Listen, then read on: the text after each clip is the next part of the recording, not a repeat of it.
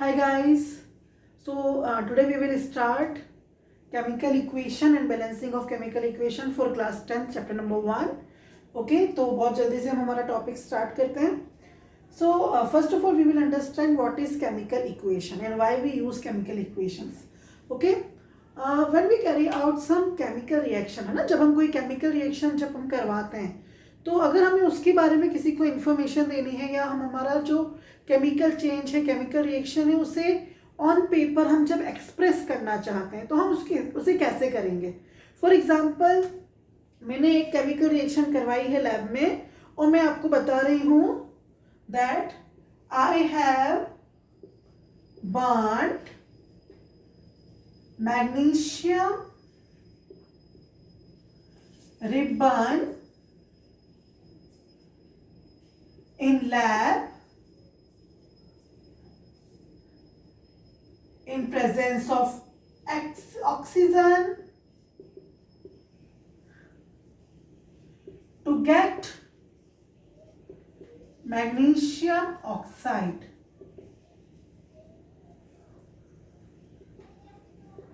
Okay, I have done this chemical reaction in the lab और मैं आपको इस तरीके से उसके बारे में एक पूरा सेंटेंस लिखकर जानकारी दे रही हूँ. ठीक है, तो it is a very long sentence. हम क्या कर सकते हैं, हमने ये जो केमिकल रिएक्शन की है उसके लिए शॉर्ट हैंड मेथड ले सकते हैं.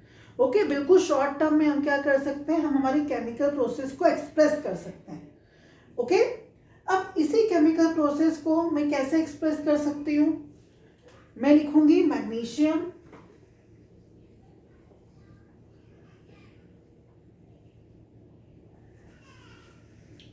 मैंने मैग्नीशियम को किसके साथ बर्न किया, ऑक्सीजन के साथ.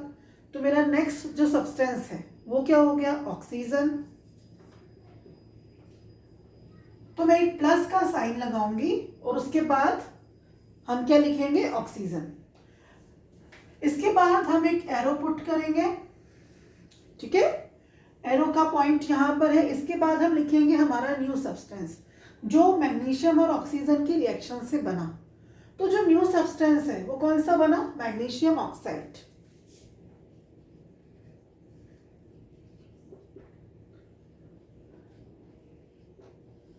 एंड बच्चों, लास्ट वीडियो में मैं आपको पहले ही बता चुकी हूं कि ये जो हमारे ओल्ड सब्सटेंसेस होते हैं जिनका हम केमिकल रिएक्शन करवाते हैं आपस में to obtain a new substance, इन्हें हम क्या कहते हैं, दे आर नोन एज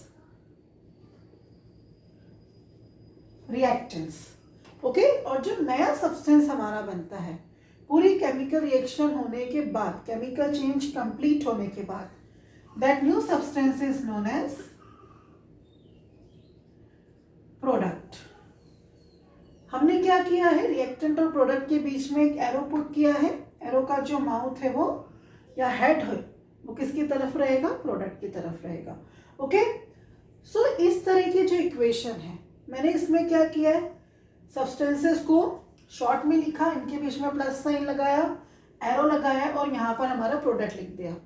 तो ये जो हमारी इक्वेशन है, इस तरह की जब हम इक्वेशन बनाते हैं to express a chemical change और केमिकल रिएक्शन, इसको हम क्या कहते हैं,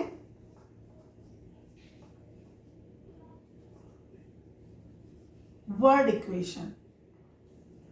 Okay, such type of equation is called word equation. हालांकि word equation भी एक थोड़ा छोटा तरीका है as compared to a sentence to express the chemical reaction, but इससे भी एक short hand method और है हमारे पास इससे ज़्यादा. वो short hand method क्या है कि हम जो substances हमारे reaction कर रहे हैं और जो नया substance हमारा बन रहा है उसके सिंबल्स और फॉर्मूलाज को हम यूज करें. ओके, सिंबल्स और फॉर्मूलाज लिखकर हम हमारे केमिकल रिएक्शन को एक्सप्रेस करेंगे. ओके, फॉर एग्जांपल इसी इक्वेशन को मैं कैसे एक्सप्रेस कर सकती हूँ, हम सबको पता है मैग्नीशियम का सिंबल क्या होता है, Mg. ऑक्सीजन O का एटम नहीं होती है, ऑक्सीजन हमारी मॉलिक्यूलर ऑक्सीजन होती है, दैट इज, तो हम उसका सही फॉर्मूला लिखेंगे O2, क्योंकि ऑक्सीजन O2 के मॉलिक्यूल के फॉर्म में फ्रीली एग्जिस्ट करती है. ओके, और इस एरो के बाद हम क्या लिखेंगे, हमारा जो न्यू सब्सटेंस है मैग्नीशियम ऑक्साइड, उसका फॉर्मूला MgO। तो जब हम इस तरीके से शॉर्ट हैंड मेथड अक्वायर करते हैं, ठीक है, by using the symbols and formulas of the substances to express a chemical change, उसे हम क्या कहते हैं, केमिकल इक्वेशन कहते हैं। That is known as chemical equation. Okay, मतलब एक छोटा तरीका है केमिकल रिएक्शन को एक्सप्रेस करने का। उसके बारे में अगर हमें किसी को इंफॉर्मेशन देनी है तो इंफॉर्मेशन देने का ये शॉर्ट हैंड मेथड है कि हम फटाफट से क्या करेंगे, हमारे सिंबल्स के थ्रू आपके केमिकल रिएक्शन को एक्सप्रेस कर देंगे। ओके, तो केमिकल इक्वेशन, जैसे अगर हम इसी केमिकल इक्वेशन को यहाँ लिखते हैं वापस से, तो जो हमें चीजें ध्यान रखनी है केमिकल इक्वेशन लिखते समय,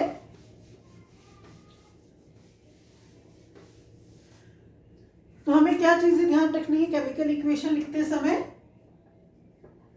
कि हमारे जो रिएक्टेंट्स हैं, ठीक है, रिएक्टेंट्स कहाँ होंगे, आपके LHS पर। Okay,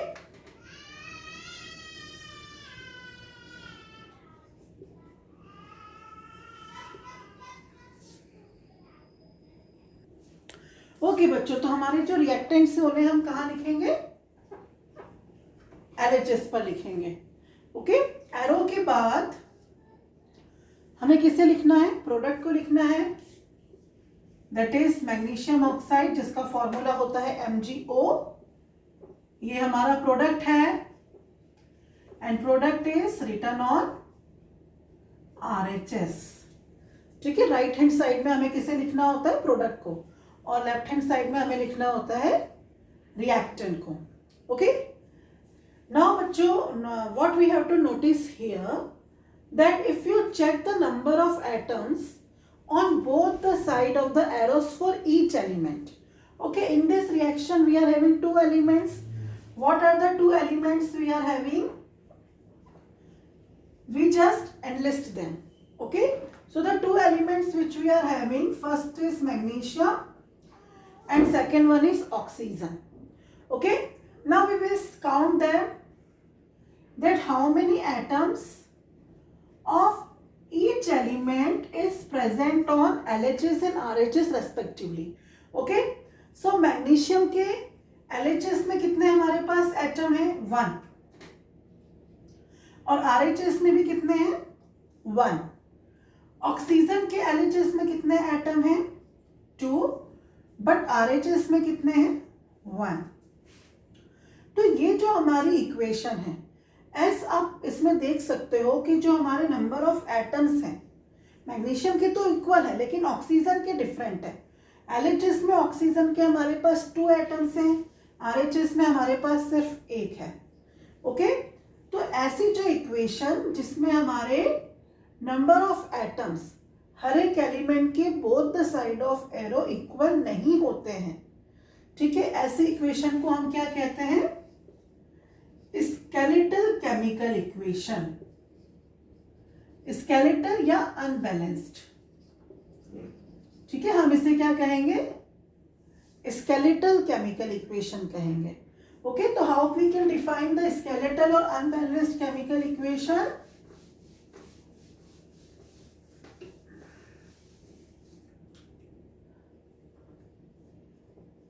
the chemical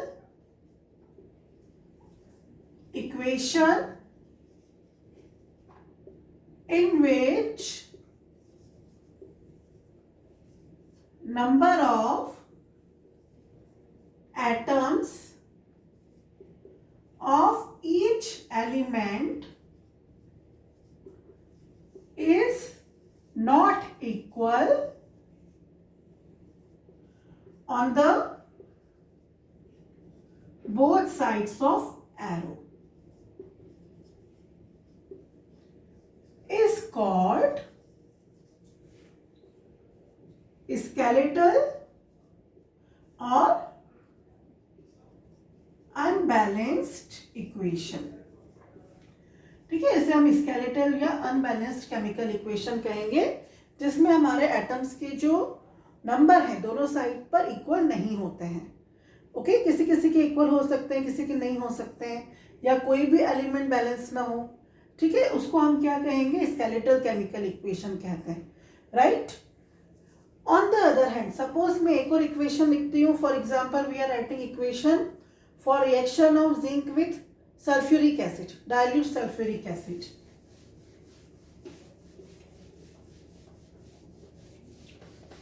Okay, so we are writing for reaction of zinc with dilute sulfuric acid. Okay, so what is the symbol of zinc? Zn. And what is the formula of sulfuric acid? All of us know H2SO4. We are taking dilute H2SO4. Dilute means the concentration is low. The amount of sulfuric acid is low. Amount of water is very much higher as compared to sulfuric acid. ऐसा solution क्या कहलाता है? Dilute कहलाता है. Okay, तो जब ये दोनों आपस में रिएक्शन करते हैं तो क्या बनता है? हमें मिलेगा zinc sulfate. This substance is named as zinc sulfate. This is the salt. Okay, plus there will be evolution of hydrogen gas. ठीक है, हाइड्रोजन गैस रिलीज होगी। जब भी बच्चों किसी रिएक्शन में किसी गैस का इवोल्यूशन होता है, जैसे यहाँ पर हाइड्रोजन गैस का इवोल्यूशन हो रहा है, तो हम यहाँ पर इसके आगे एक अपवर्ड एरो लगा सकते हैं। ठीक है, तो आप किसी भी इक्वेशन में अगर इस तरह का अपवर्ड एरो दिखते हैं किसी भी फॉर्मूला के आगे, तो आप समझ जाइएगा कि it is the evolution of the gas. ये जो गैस है ये रिएक्शन में इवॉल्व हो रही है। ओके, ये अपवर्ड एरो इसी चीज को इंडिकेट करता है।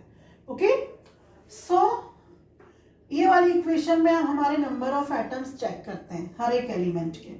ओके, तो देखते हैं हमारे पास कौन कौन से एलिमेंट हैं, फिर हम उन्हें चेक करेंगे LHS पर और RHS पर। Okay, so let us check. एक हमारे पास है जिंक, देन हमारे पास है हाइड्रोजन, देन हमारे पास है सल्फर, एंड देन हमारे पास है ऑक्सीजन। तो LHS में how many zinc? 1, RHS also 1, hydrogen 2, here also 2, sulfur both the side 1 1, oxygen 4 4. So in this equation as you can see कि जो हर एक एलिमेंट के एटम हैं वो एरो के दोनों साइड पर कैसे हैं? सेम है। ठीक है, उनका जो नंबर है वो सेम है। तो ऐसी जो इक्वेशन होती है उसे हम क्या कहते हैं? Balanced chemical equation. Okay, what is balanced chemical equation then? The equation in which number of atoms of each element is equal on both the side of arrow. The equation in which number of atoms of each element is equal on both the sides of arrow is called balanced chemical equation. ठीक है, इसे हम क्या कहेंगे? Balanced chemical equation कहेंगे। जब आपके arrow के दोनों साइड पर नंबर ऑफ एटम हर एक एलिमेंट के इक्वल होने चाहिए। ठीक है, चाहे आपकी इक्वेशन में जितने भी एलिमेंट हो 2 3 4 5 सभी के जो नंबर ऑफ एटम है, ठीक है, दोनों साइड पर इक्वल होने चाहिए। ऐसी इक्वेशन को हम क्या कहते हैं? बैलेंस्ड केमिकल इक्वेशन कहते हैं। ओके, नाउ बच्चों हमें क्या करना होता है? हमें we need to balance and unbalanced chemical equation. हमें एक अनबैलेंस्ड केमिकल इक्वेशन को बैलेंस करना होता है। ओके, अनबैलेंस्ड केमिकल इक्वेशन जो होती है वो सिर्फ हमें इस चीज़ की इंफॉर्मेशन देती है कि ओल्ड सब्सटेंस क्या थे और नया सब्सटेंस क्या है। हमें सिर्फ इसकी इंफॉर्मेशन उससे मिलती है, स्केलेटल केमिकल इक्वेशन से। ओके, हमें उसे क्या करना होता है, बैलेंस करना होता है। हमें उसके अंदर हर एक एटम को इक्वल के एरो के दोनों तरफ इक्वल करना पड़ेगा।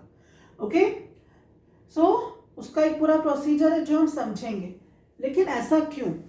Why we are balancing the skeletal chemical equation? Why we are balancing? Because 9th class में हम लोगों ने एक लॉ पढ़ा था, law of conservation of mass. Because we have to follow law of conservation of mass. ठीक है, हमें law of conservation of mass को फॉलो करना पड़ता है, इसीलिए हमें इक्वेशन को बैलेंस करना पड़ेगा। लॉ ऑफ कंजर्वेशन ऑफ मास क्या था, आप लोगों को अच्छे से याद होगा, बहुत ही सिंपल लॉ था ये हमारा, बट फिर भी हम इसको फिर से देख लेते हैं कि हमारा ये लॉ क्या कहता है। During any physical or chemical change, the total mass of products is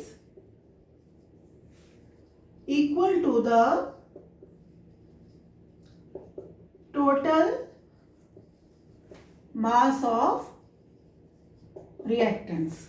ठीक है, जब भी कोई फिजिकल या केमिकल चेंज होता है तो हमारे प्रोडक्ट का मासेस रिएक्टेंट के मासेस के बराबर होगा, मास का लॉस नहीं होगा। Okay, there should be no loss of the mass. Okay, हमें law of conservation of mass को फॉलो करने के लिए इक्वेशन को बैलेंस करना होगा। और बैलेंस्ड केमिकल इक्वेशन वैसे भी ज़्यादा इंफॉर्मेशन होती है, ज़्यादा इंफॉर्मेटिव होती है, उससे हमें कई सारी इंफॉर्मेशन प्रोवाइड होती हैं। Okay, so we need to balance a chemical equation. Alright बच्चों, तो फिर से थोड़ा सा यहाँ पे रिवाइज कर लेते हैं। केमिकल इक्वेशन क्या होता है?